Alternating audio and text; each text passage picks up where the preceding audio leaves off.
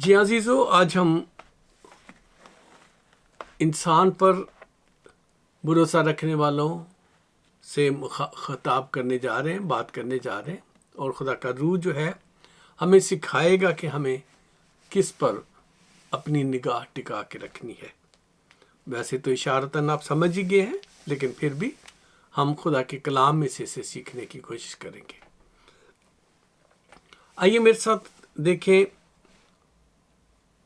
پیدائش کی کتاب اور اس کا 40 باب اور اس کی 1 سے 23 آیت میں خدا کے کلام میں اس طرح سے لکھا ہوا ہے: ان باتوں کے بعد یوں ہوا کہ شاہ مصر کا ساقی نانپس اپنے خداوند شاہ مصر کے مجرم ہوئے، اور فرعون اپنے ان دونوں حاکموں سے، جن میں ایک ساقیوں اور دوسرا نانپسوں کا سردار تھا، ناراض ہو گیا۔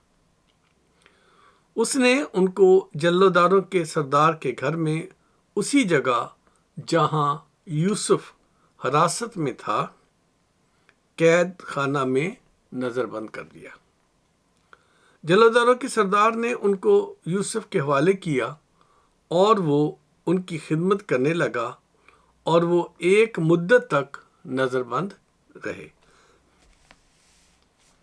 شاہ مصر کے ساقی اور نانپس دونوں نے، جو قید خانے میں نظر بند تھے، ایک ہی رات میں اپنے اپنے ہونہار کے مطابق ایک ایک خواب دیکھا، اور یوسف صبح کو ان کے پاس اندر آیا اور دیکھا کہ وہ اداس ہیں۔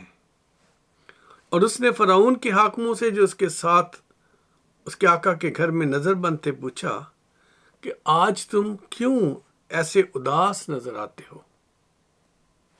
انہوں نے اس سے کہا، ہم نے ایک خواب دیکھا ہے جس کی تعبیر کرنے والا کوئی نہیں۔ یوسف نے ان سے کہا، کیا تعبیر کی قدرت خدا کو نہیں؟ مجھے ذرا وہ خواب بتاؤ۔ تب سردار ساقی نے اپنا خواب یوسف سے بیان کیا۔ اس نے کہا، میں نے خواب میں دیکھا کہ انگور کی بیل میرے سامنے ہے، اور اس بیل میں 3 شاخیں ہیں، اور ایسا دکھائی دیتا ہے کہ اس میں کلیاں لگی ہیں اور پھول آئے ہیں، اور اس کے سب گچھوں میں پکے پکے انگور لگے ہیں، اور فرعون کا پیالہ میرے ہاتھ میں ہے، اور میں نے ان انگوروں کو لے کر فرعون کے پیالہ میں نچوڑا، اور وہ پیالہ میں نے فرعون کے ہاتھ میں دیا۔ یوسف نے اس سے کہا، اس کی تعبیر یہ ہے کہ وہ 3 شاخیں 3 دن ہیں، سو اب سے 3 دن کے اندر فرعون تجھے سرفراز فرمائے گا، اور تجھے پھر تیرے منصب پر بحال کرے گا، اور پہلے کی طرح جب تو اس کا ساقی تھا، پیالہ فرعون کے ہاتھ میں دیا کرے گا۔ لیکن جب تو خوشحال ہو جائے تو مجھے یاد کرنا، اور ذرا مجھ سے مہربانی سے پیش آنا، اور فرعون سے میرا ذکر کرنا، اور مجھے اس گھر سے چھٹکارا دلوانا،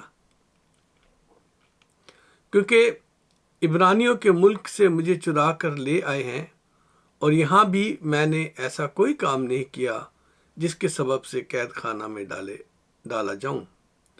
جب سردار نانپس نے دیکھا کہ تعبیر اچھی نکلی، تو یوسف سے کہا، میں نے بھی خواب دیکھا ہے کہ میرے سر پر سفید روٹی کے 3 ٹوکریاں ہیں، اور اوپر کی ٹوکری میں ہر قسم کا پکا ہوا کھانا فرعون کے لیے ہے، اور پرندے میرے سر پر کی ٹوکری میں سے کھا رہے ہیں۔ یوسف نے اس سے کہا، اس کی تعبیر یہ ہے کہ وہ 3 ٹوکریاں 3 دن ہیں، سو اب سے 3 دن کے اندر فرعون تیرا سر تیرے تن سے جدا کر کے تجھے ایک درخت پر ٹنگوا دے گا اور پرندے تیرا گوشت نوچ نوچ کر کھائیں گے۔ اور تیسرے دن جو فرعون کی سالگرہ کا دن تھا، یوں ہوا کہ اس نے اپنے سب نوکروں کی ضیافت کی، اور اس نے سردار ساکی اور سردار نانپس کو اپنے نوکروں کے ساتھ یاد فرمایا، اور اس نے سردار ساکی کو پھر اس کی خدمت پر بحال کیا، اور وہ فرعون کے ہاتھ میں پیالہ دینے لگا۔ پر اس نے سردار نانپس کو پھانسی دلوائی، جیسا یوسف نے تعبیر کر کے ان کو بتایا تھا، لیکن سردار ساکی نے یوسف کو یاد نہ کیا بلکہ اسے بھول گیا۔ تو مسیح میں میرے عزیزو، یہ جو خدا کا کلام آپ کے سامنے پڑھا گیا ہے، یہ پیدائش کی کتاب اس کے 40 باب میں 1 سے 23 آیت، پورا چیپٹر آپ کے سامنے میں نے پڑھا۔ عام طور پہ میں پڑھتا نہیں ہوں پورا چیپٹر، صرف ایک آیت میں سے بات چیت کرتے ہیں، لیکن کیونکہ یہ جاننا بہت ضروری تھا۔ آپ میں سے یہ سٹوری بہت لوگوں نے سنیں گی، لیکن آج خدا جو ہے ہم سے خصوصی طور پہ بات کرنے جا رہا ہے کہ یہاں یوسف نے کیا کیا اور اس کے ساتھ کیا ہوا۔ تو ان تمام لوگوں کو جو یہ کلام سنیں گے، دیکھیں گے، میں درخواست کرتا ہوں کہ آپ اپنے آپ کو آج کے کلام کے لیے تیار کریں، اینڈ لسن اٹینٹیولی، ٹھیک ہے جی؟ تو جو میرے یسوع کے لہو میں مقدس کیے گئے لوگوں، میں آپ سب کو آج کے اس کلام کے ساتھ خدا کی حضوری میں بلا رہا ہوں۔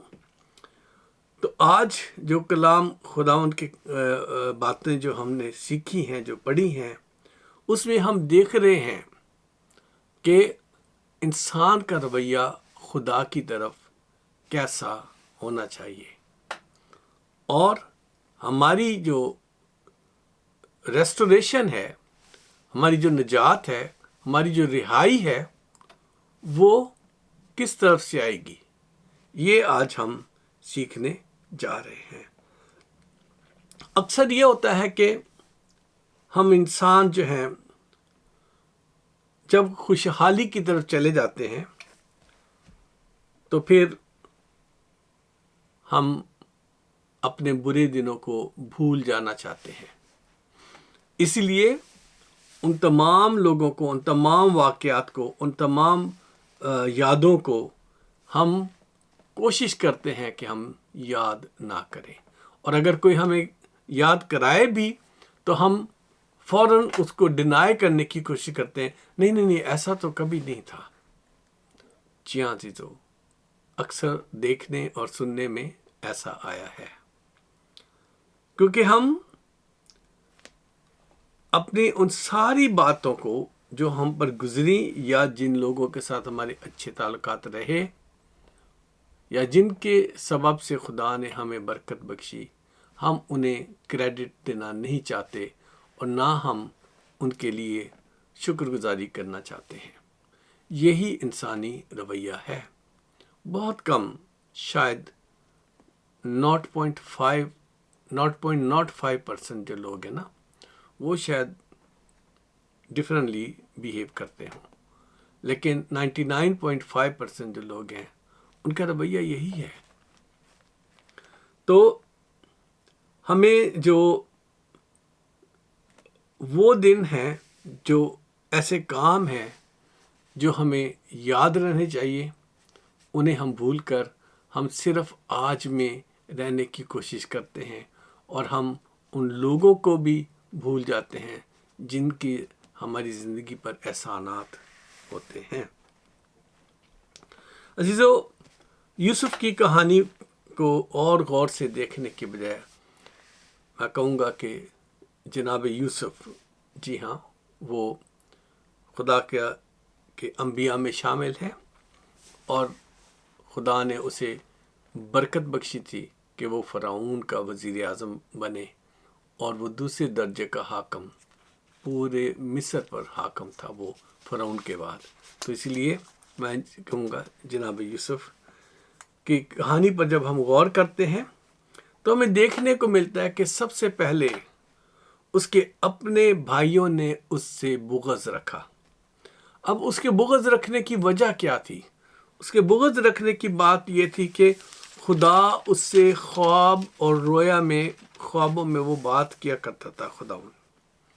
اور جب وہ اپنے خواب جو ہے اپنے گھر میں شیئر کرتا تھا اپنے باپ سے اور ماں سے اور بھائیوں سے تو ان کا اندر سے نفرت بڑھتی جاتی تھی.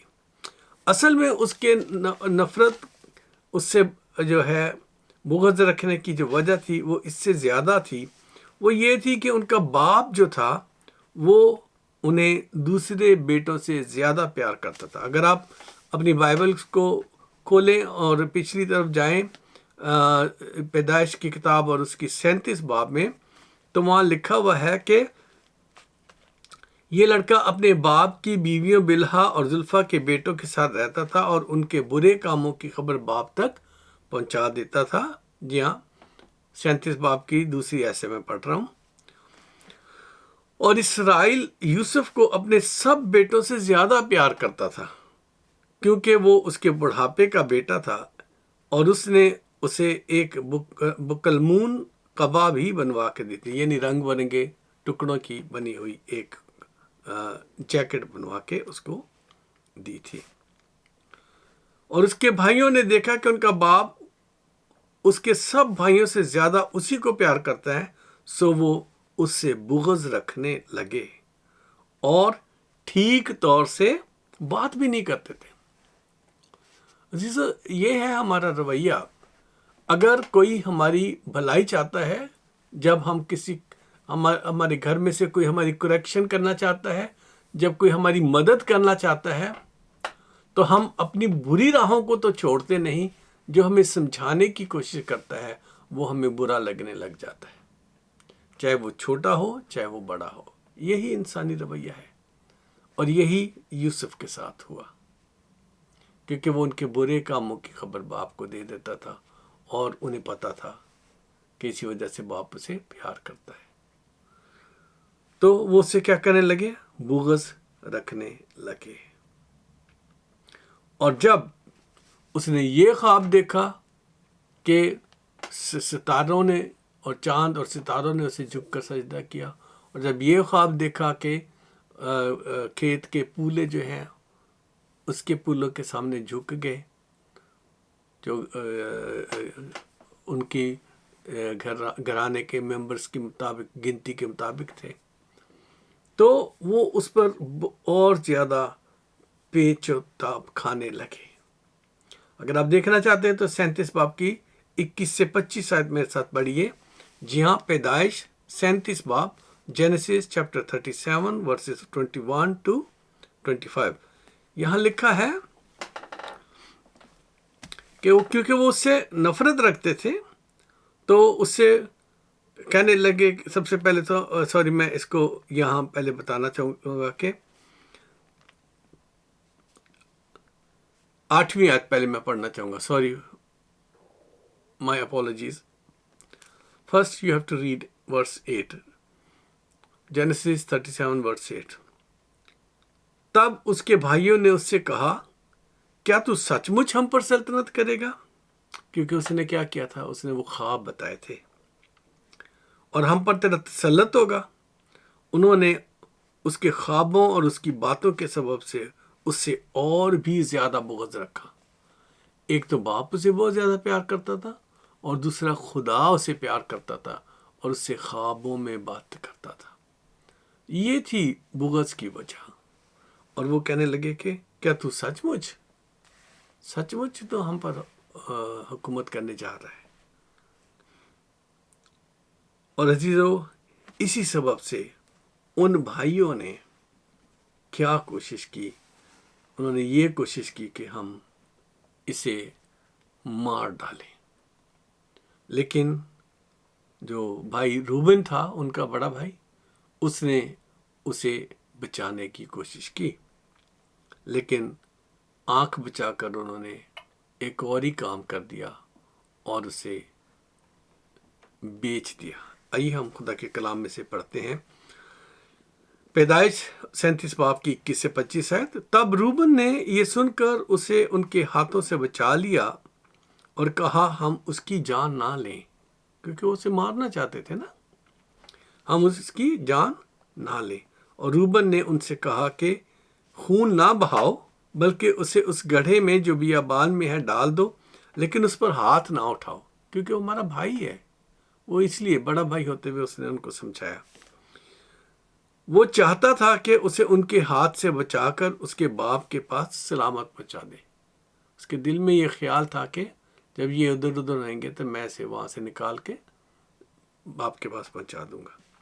اور یوں ہوا کہ جب یوسف اپنے بھائیوں کے پاس پہنچا تو انہوں نے اس کی وہ کلمون یہ کبا یعنی اس کی جیکٹ تھی کو جو وہ پہنے ہوئے تھا اتار لیا اور اسے اٹھا کر گڑھے میں ڈال دیا۔ وہ گڑھا سوکھا تھا، اس میں ذرا بھی پانی نہ تھا۔ اور وہ کھانا کھانے بیٹھے اور آنکھ اٹھائی تو دیکھا کہ اسماعیلیوں کا ایک قافلہ جلاد سے آ رہا ہے، اور گرم مسالہ اور روغن اور بلسان اور مور اور اونٹوں پر لادے ہوئے مصر کو لے جا رہے ہیں۔ تب یہودا نے اپنے بھائیوں سے کہا کہ اگر ہم اپنے بھائی کو مار ڈالیں اور اس کا خون چھپائیں تو کیا نفع ہوگا؟ آؤ ہم اسے اسماعیلیوں کے ہاتھ بیچ ڈالیں کہ ہمارا ہاتھ اس پر نہ اٹھے، کیونکہ وہ ہمارا بھائی اور ہمارا خون ہے۔ اس کے بھائیوں نے اس کی بات مان لی۔ عزیزو یہاں دیکھیں، ایک بھائی کوشش کر رہا ہے کہ اسے بچائے اور باپ کے پاس بچا دے، اور دوسرے بھائی نے کیا کیا؟ اس نے کہا کہ ہم اسے بیچ دیتے ہیں، کیونکہ یہ تو سلطنت کرنے کے خواب دیکھ رہا ہے، ہم اسے غلامی بے بیچ دیتے تاکہ یہ غلام بن کر رہے، کبھی بھی ہمارے سامنے آنکھ نہ اٹھا سکے، وہ بلکہ کسی کے سامنے بھی آنکھ نہ اٹھا سکے، کیونکہ غلامی کی زندگی آسان نہیں، سارا وقت خدمت ہی کرنی ہوتی تھی۔ تو عزیزو اس کے ساتھ یہ ظلم اس کے بھائیوں نے کیا، اور بیچا بھی کس کے ہاتھ میں؟ اسماعیلیوں کے ہاتھ میں۔ آپ اچھی طرح جانتے ہو کہ ابراہیم کے 2 بیٹے تھے، ایک وعدہ کا فرزند تھا اور ایک اس کی بیوی کی کوشش تھی جو ہاجرہ سے پیدا ہوا، وہ اسماعیلی تھا۔ اور وہ بچپن سے کیا کرتا تھا؟ جب اسحاق پیدا ہوا تو اس کا مذاق اڑاتے، اس کی کھلی اڑاتا تھا، تو اسی لیے پھر جو ہاجرہ کا بیٹا تھا وہ ابراہیم کی بیوی سارہ نے کہا کہ یہ یہاں نہیں رہنے پائے گا، اور انہیں گھر سے جانا پڑا۔ تو عزیزو یہ وہ ایسی ایک دشمنی تھی، یہ ایک ایسی چیز تھی جو ساری عمر اس وقت سے شروع ہو کر آج تک ان دونوں گھرانوں کے درمیان چل رہی ہے، ابھی تک ختم نہیں ہوئی وہ۔ اور انہوں نے نوئنگلی اور ان نوئنگلی، جان بوجھ کر یا انجانے میں اپنے بھائی کو دشمن بھائیوں کے ہاتھ بیچ دیا۔ بھائیوں نے مل کر اپنے بھائی کو دشمن بھائیوں کے ہاتھ میں بیچ دیا۔ عزیزو ان بھائیوں نے کیا کیا؟ انہوں نے جا کے مصر میں اسے آگے بیچ دیا، غلام ہونے کے لیے۔ جو فرعون کا جو وہ تھا، کیا کہنا چاہیے، حاکم تھا، جلوداروں کا سردار تھا، اس کے ہاتھ میں بیچ دیا، اور جس کا نام پوتیفر تھا، جو فرعون کا ایک 36 آیت میں یہ 38 باب کی 36 آیت میں یہ بات 37 باب کی اس کی 36 آیت، جینیسس چیپٹر 37 ورس 36۔ اور مدیانیوں نے اسے مصر میں پوتیفر کے ہاتھ، جو فرعون کا ایک حاکم اور جلوداروں کا سردار تھا، بیچا۔ انہوں نے آگے جا کے اس کو بیچ دیا۔ اب عزیزو یہاں خدا کا کام شروع ہو گیا. خدا کا کام کیسے شروع ہو گیا کہ وہ چیز جو اس کے بھائیوں کو اس میں نظر نہ آئی، وہ اس پوتیفر کے آنکھ میں خدا نے اس چیز کو سامنے لایا، اسے سمجھایا کہ میں اس کے ساتھ ہوں. اور اس پوتیفر کو سارا وقت جو تھا وہ یوسف میں خدا کا ہاتھ نظر آیا. اور کلام میں ہم کئی بار پڑھتے ہیں کہ جو یوسف تھا خدا اس کے ساتھ تھا، جناب یوسف کے ساتھ خدا تھا. 39 باب، جی ہاں، جینیسس چیپٹر 39 ورس 1. اور یوسف کو مصر میں لائے، پوتیفر مصری نے جو فرعون کا ایک حاکم جلداروں کا سردار تھا، اس کو اسماعیلیوں کے ہاتھ سے جو اس سے وہاں لے کر گئے تھے خرید لیا. اس نے خرید لیا. اور اس کی دوسری آیت کہتی ہے چیپٹر 39 ورس 2 is saying اور خداوند یوسف کے ساتھ تھا اور وہ اقبال مند ہوا اور مصری آقا کے گھر میں رہتا تھا. اور اس کے آقا نے دیکھا کہ خدا اس کے ساتھ ہے. کیسے اس کو پتہ چلا؟ جی اگلا حصہ تیسری آیت کا. اور جس کام کو وہ ہاتھ لگاتا ہے خداوند اس میں اسے اقبال مند کرتا ہے، کامیابی دیتا ہے اسے. جس کام میں وہ ہاتھ ڈالتا ہے وہ کامیاب ہوتا ہے. تو اس طرح سے پوتیفر دیکھ سکا یوسف میں، جناب یوسف میں وہ تمام خوبیاں جس سے ثابت ہو کہ خدا اس کے ساتھ ہے. لیکن اس کے بھائیوں کو نظر نہیں آئی. یہی نہیں، جب پوتیفر کی بیوی نے اس پر الزام لگایا، جو آگے ہم پڑھ سکتے ہیں اگر ہمارے پاس وقت ہو تو، 39 باب کی جو اگلے حصے ہیں 40 آیت تک، اس میں اس کی 23 آیت تک، تو ہم وہاں دیکھتے ہیں کہ اس کی بیوی نے اس کے ساتھ بدکاری کرنا چاہی. جی ہاں، پوتیفر کی بیوی نے، لیکن وہ اپنی جان بچا کے بھاگ گیا. تو اپنا پیراہن ادھر ہی چھوڑ کے بھاگ گیا وہ. تو اسے اسی چیز کا بہانہ بنا کے کہ وہ دیکھو اپنا کپڑا ادھر سے چھوڑ کے بھاگ گیا، ننگا بھاگ گیا یہاں سے. اپنے شوہر کو بھڑکایا اور اس کے شوہر نے کیا کیا کہ اسے قید خانے میں بند کرا دیا. لیکن وہ قید خانہ جو تھا وہ بادشاہ کے جو خاص لوگ ہوتے تھے ان کے لیے ایک گھر میں بنایا گیا تھا. تو اس میں اور بھی بادشاہ کے قیدی بند تھے. جی ہاں، اگر 20ویں آیت دیکھیں آپ،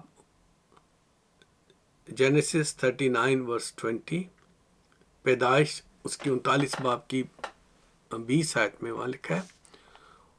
اور یوسف کے آقا نے اس کو لے کر قید خانے میں جہاں بادشاہ کے قیدی بند تھے ڈال دیا. سو وہ وہاں قید خانہ میں رہا. 21 آیت غور سے سنیے گا. 21 آیت، لیکن خداوند یوسف کے ساتھ تھا. خداوند یوسف کے ساتھ تھا اور اس نے اس پر رحم کیا اور قید خانہ کے دروغہ کی نظر میں مقبول بنا. پھر اقبال مندی اسے نصیب ہو گئی. اور قید خانہ کے دروغہ نے سب قیدیوں کو جو قید میں تھے یوسف کے ہاتھ میں سونپا. کیا ہو گیا؟ وہ انچارج ہو گیا تھا، قیدیوں کا انچارج ہو گیا. پہلے پوتیفر کے گھر کا انچارج تھا اور اب وہ قیدیوں کا انچارج ہو گیا، کیونکہ خدا اس کے ساتھ تھا. کیسے ہمیں پتہ؟ 23 آیت کو دیکھ لیں تاکہ ہم جلدی اس کو آگے بڑھائیں کہانی کو. تو 23 آیت 39 باب کی 23 میں، اور قید خانے کا دروغہ سب کاموں کی طرف سے جو اس کے ہاتھ میں تھے بے فکر تھا، اس لیے کہ خداوند اس کے ساتھ تھا. جو کچھ وہ کرتا خداوند اس میں اقبال مندی بخشتا تھا. جی ہاں، یہ یوسف کے بارے میں لکھا ہے. قید خانے کا جو سردار تھا، جو دروغہ تھا، وہ بے فکر ہو گیا کہ بھئی اب یہ یوسف جو ہے وہ سب کچھ ٹھیک کرے گا. اسی کے ہاتھ میں سب کچھ، سب لوگ اس کے ہاتھ میں تھے. اب خدا جب اقبال مندی بخشتا ہے تو ہمیں اس کے ساتھ چلنے کی ضرورت ہوتی ہے، اس پر بھروسہ رکھنے کی ضرورت ہوتی ہے، اس کی اپنی فہم نہیں بلکہ اس کی فہم کو یعنی پاک روح کو ساتھ لے کے چلنے کی ضرورت ہوتی ہے۔